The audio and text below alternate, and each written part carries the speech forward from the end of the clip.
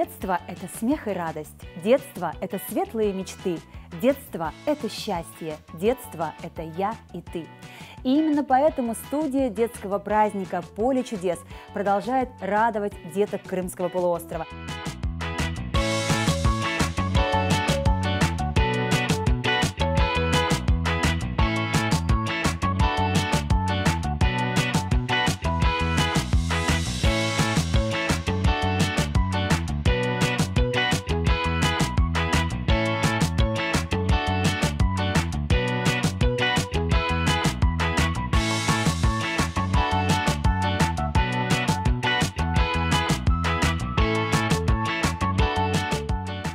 Праздник для нашей студии, для нашей команды – это очень важное слово, потому что к любому празднику мы относимся с душой и готовимся к нему всегда.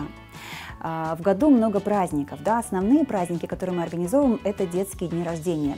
Помимо дней рождения есть много различных детских праздников, это такие периоды, как выпускные праздники, это различные городские мероприятия, также Новый год, который, кстати, совсем скоро уже наступит, и именно к Новому году мы особенно готовимся, потому что это, наверное, один из самых волшебных и необычных праздников, самых долгожданных праздников для деток.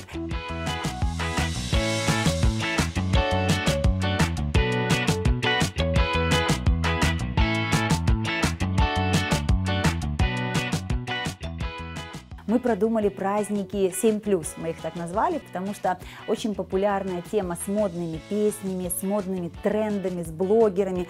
И мы даже придумали модного Деда Мороза, который будет выходить под очень такие известные популярные хиты для деток.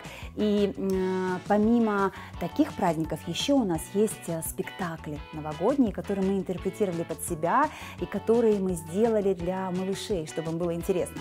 То есть моя задача как руководителя и задача моей лучшей команды сделать праздники для любого возраста, чтобы каждому ребенку с нами было интересно. Каждый год мы придумываем какую-то фишку.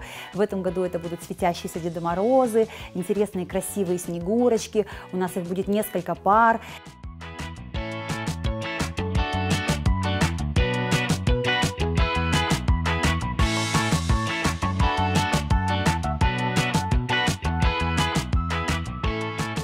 В этом году мы придумали новые интересные фишки. Одна из фишек, особенно летом, осенью, да и сейчас зимой, когда тепло, это день рождения на улице. На самом деле это очень прикольно, когда погода позволяет.